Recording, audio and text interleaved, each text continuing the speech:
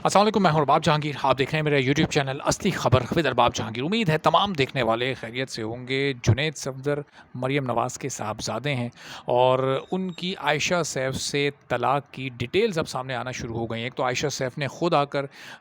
सबसे मरकज़ी चेहरे को बेनकाब किया है और उन्होंने एक मुबैना बयान दिया है अपनी सोशल मीडिया पोस्ट पर, और उसके साथ साथ अब लंदन से कुछ ज़राए से जो वहाँ के रिपोर्टर्स हैं, जो कि शरीफ फैमिली के करीब थे, अब वहाँ से भी कुछ खबरें निकल कर आहिस्ता आहिस्ता सिलसिले में सामने आना शुरू हो चुकी हैं। तो एक एक करके तमाम खबरें आपके सामने रखते हैं और ख़ास तौर पर जो बयान है आयशा सैफ का, वो बड़ा इम्पोर्टेंट है इस पूरी सिचुएशन में। चूँकि जुनैद सफदर जब आए थे सामने और उन्होंने एतराफ़ किया था इस तलाक का, कन्फर्म किया था उन्होंने, तो उन्होंने इसको प्राइवेट मैटर कहा था और ये कहा था कि मीडिया इसको ना कुरे दे, इससे मुतालिक ज़्यादा बात ना करे, ये उनकी प्राइवेट लाइफ है। वो नेक ख्वाहिशात का इज़हार करते हैं आयशा सैफ के लिए, और बस इतना कहकर उन्होंने अपनी पोस्ट को ख़त्म कर दिया था और ये कहा था कि अब वो मज़ीद आगे इस सिलसिले में बात नहीं करेंगे। लेकिन ये सिलसिला यहाँ पर रुकना नहीं था। आयशा सैफ जो कि उनकी साबका अहलिया हैं, उन्होंने देखा ज़रा सोशल मीडिया का, उन्होंने जायज़ा लिया, रिएक्शन को उन्होंने लोगों के देखा, लोग क्या बातें कर रहे हैं वो भी मैं भी आपको बताता हूँ, जो लोग की राय, लोग क्या बातें कर रहे हैं। जब उन्होंने ये देखा तो फिर उन्होंने ज़रूरी समझा कि वो भी आएँ और अपना मौक़िफ़ वो भी लोगों के सामने रखें ताकि दुनिया के सामने हकीकत आ सके। ये कोई इतना सिंपल और सादा मामला नहीं था जितना जुनैद सफदर ने इसको बना दिया था। तो अब आयशा सैफ आई हैं और उन्होंने हकीकत से पर्दा उठाया है और क्या कहा है उन्होंने अपनी पोस्ट में, पहले ये मैं आपके सामने रख देता हूँ। फिर जो पूरा एक माहौल चल रहा था उनके घर में और और वजूहात, जो बुनियादी वजूहात जो सामने आई हैं, यानी आयशा सैफ जो वजह बता रही हैं उसकी वजह,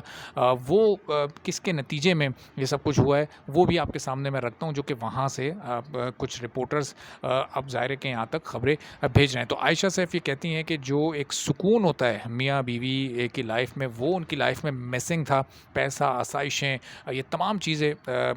ये अनलिमिटेड मौजूद थी, लेकिन जो असल चीज़ है ज़िंदगी का सुकून, वो गायब था। और ये सुकून गायब करने में जो किरदार था उसमें उन्होंने नाम लिया कि उनकी सास यानी जुनैद सफदर की वालदा मरियम नवाज़ की वजह से ये सुकून उनकी ज़िंदगी में मौजूद नहीं था। और ये भी उन्होंने अपनी पोस्ट में कहा है कि ये उनको समझना चाहिए। उन्होंने एक कुरानी आयत का भी उसमें मफ़हूम पेश किया है, हवाला दिया है, तो वो हम यहाँ पर नहीं आपके सामने रखते। वो एक डिटेल पोस्ट है जिसका लुब्बे-लुबाब यही है, जिसका एक ख़ुलासा यही है कि उनकी ज़िंदगी में सुकून मिसिंग था और बिल आखिर फिर उन्होंने ये फ़ैसला किया। हर एक की प्राइवेसी होती है और उस प्राइवेसी को जब आप डिस्टर्ब करते हैं तो फिर ज़ाहिर मसाइल पैदा होते हैं। ये उस पोस्ट में ही उन्होंने लिखा और ये बात मरियम नवाज़ को समझनी चाहिए थी। अब उनको ये कौन समझाए। अब ये मरियम नवाज़, इसका मतलब कि उनकी लाइफ में जो डिस्टर्बेंस पैदा कर रही थी, अब वो क्या वजूहात थी कि जिसकी बुनियाद पर ये डिस्टर्बेंस पैदा की जा रही थी। अब जिस दौर में ये शादी हुई, जिस वक्त आज से कोई 2 साल 2 महीने पहले, उस वक्त के अगर आप बयानात उठाएं सियासतदानों के, चूँकि ज़ाहिर है एक सियासतदान फैमिली की में ही ये शादी हुई थी, यानी शादी करने वाले भी सियासतदान थे और जिनमें शादी हुई वो भी नैब के चेयरमैन रह चुके हैं, तो आपस में बड़ा करीबी ताल्लुक़ भी था। लेकिन ये इस तरह के जो करीबी ताल्लुकात जो होते हैं, ये बड़े ये आर्टिफिशियली से, ये बड़े मटीरियलिस्टिक होते हैं, ये सिर्फ अपने मफादात के होते हैं।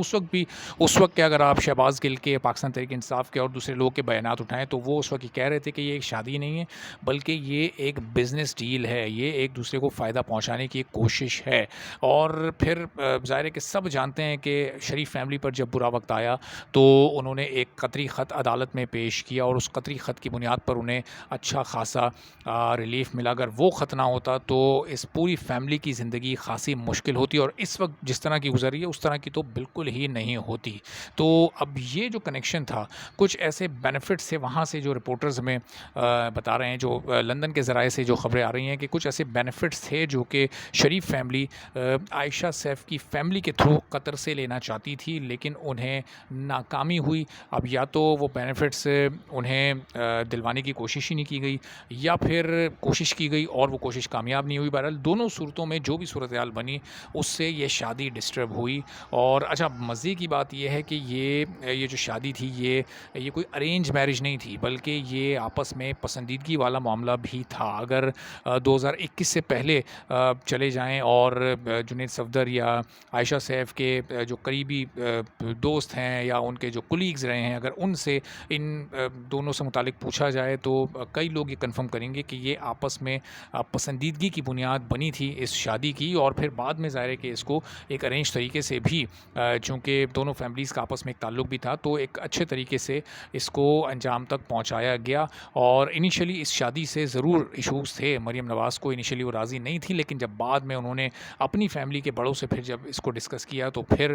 کچھ مفادات اور کچھ فائدوں کو دیکھتے ہوئے بہرحال پھر یہ شادی طے ہونا قرار پائی، اور پھر یہ ہو بھی گئی۔ اور پھر ہونے کے کچھ ہی عرصے کے بعد اس میں یہ تناؤ والی کیفیت ایک پیدا ہوئی۔ یہ چونکہ ڈیمانڈز بہت زیادہ عائشہ سیف سے کی جانے لگیں اور بہت جلدی کی جانے لگیں، تو پھر ان ڈیمانڈز کو جب وہ فیملی فلفل نہیں کر سکی تو پھر نتیجہ یہ نکلا کہ عائشہ سیف کچھ ہی عرصے میں اپنے گھر چلی گئیں، اور پھر انہوں نے اپنے ماں باپ کے یہاں زندگی گزارتے ہوئے خلا کا نوٹس جب بھیجا جنید صفدر کو، تو اس فیملی نے بھی پھر سوچ بچار کے بعد یہی فیصلہ کیا کہ انہیں طلاق دے دی جائے اور اس شادی کو یہیں پر ختم کر دیا جائے۔ تو اب صورتحال اس کے بعد کیا بنی، آپ سوشل میڈیا پر اس وقت جائیں گے دیکھیں گے تو اس کو مکافات عمل سے تعبیر کیا جا رہا ہے۔ مریم نواز کے وہ پرانے بیانات جو کہ انہوں نے عمران خان کی فیملی سے متعلق، ان کے نکاح سے متعلق، ان کی سابقہ بیگمات سے متعلق اور ان کی موجودہ بیگم سے جو نکاح ہوا، اس کو بڑا کنٹروورشل انداز میں میڈیا میں اس کے بارے میں بات چیت کی ہے، اور نہ صرف انہوں نے کی ہے بلکہ ان کے کئی اور پارٹی کے رہنماؤں نے کی ہے۔ تو اب لوگ یہ کہہ رہے ہیں کہ یہ وہ جو کرما والی ٹرم استعمال ہوتی ہے، تو یہ تو مکافات عمل ہو گیا، یعنی جو آپ دوسروں سے متعلق کہہ رہے تھے وہ آپ کے اپنے ساتھ ہو گیا ہے۔ اب یہ جو ٹرینڈ اس وقت چل رہے ہیں، اس میں اگر آپ جائیں گے اور دیکھیں گے جنید صفدر اور مریم نواز کے، تو آپ کو کوئی 85 to 90% بلکہ اس سے بھی زیادہ پرسنٹیج ایسی ہے جو کہ اس فیملی پر تنقید کرتے نظر آئیں گے، وہ جو کہ یہ بہت افسوسناک ہوا ہے جو بھی ہوا ہے۔ ظاہر ہے کہ نہ صرف دو انسان نہیں ڈسٹرب ہوئے، دو فیملیز ڈسٹرب ہوئی ہیں، لیکن لوگ اس پر خوش ہو رہے ہیں۔ اب یہ اتنی پولرائزیشن ہمارے اس معاشرے میں بڑھ چکی ہے، سیاسی جنگ میں، سیاسی دوڑ میں، سیاست میں لوگ اتنے نیگیٹیوٹی کے ایکسٹریمزم پر پہنچ چکے ہیں کہ اب وہ ایک دوسرے سے یعنی ایک دوسرے کے غم میں بھی لوگ اب خوش ہونا شروع ہو گئے، جو کہ اگر آپ دیکھیں تو مطلب اخلاقی پستی کی جانب جو اس وقت سفر ہے وہ بہت ہی تیزی کے ساتھ جاری ہے۔ اب کیا ہوتا ہے آگے، یہ پرائیویسی کرتے کرتے جس طرح سے خود اپنی پرائیویسی ان لوگوں نے ختم کی ہے، خود عائشہ سیف نے آ کر جتنی باتیں کی ہیں، تو اب اس کے بعد تو ویسے ہی لندن میں اس وقت سارے جو بھی رپورٹرز ہیں وہ بڑے ایکٹیو ہو گئے ہیں، اور اس وقت وہ صرف ایک ہی کوشش کر رہے ہیں، چونکہ میاں نواز شریف تو وہاں سے جا چکے ہیں، وہ تو سعودی عرب میں موجود ہیں، اور کسی بھی وقت پھر وہ وہاں سے UAE اور قطر بھی ہو جائیں گے۔ اب پتہ نہیں قطر جاتے ہیں نہیں جاتے، اور جاتے ہیں تو پھر اس پوری صورتحال پر ان کی کس سے بات ہوتی ہے اور کیا بات ہوتی ہے۔ تو اب اس کے بارے میں آنے والے دنوں میں ایسا لگ رہا ہے کہ مزید کچھ خبریں نکل کر سامنے آئیں گی، وہ کیا بینیفٹس تھے، وہ کیا ڈیلز تھیں، وہ کون سے معاملات تھے جو کہ وہ کون سی یقین دہانیاں تھیں جو کہ شریف فیملی کو کروائی گئی تھیں اور بعد میں پھر وہ فلفل نہیں ہو سکیں، جس کے نتیجے میں پھر یہ طلاق ہوئی ہے۔ تو آنے والے دنوں میں آپ کو اس بارے میں مزید بھی اندر کی خبروں سے اپڈیٹ کرتے رہیں گے۔ چینل پر نہیں تو چینل سبسکرائب کر لیں، بیل آئیکن پریس کر دیں۔ اجازت دیجیے، اللہ حافظ۔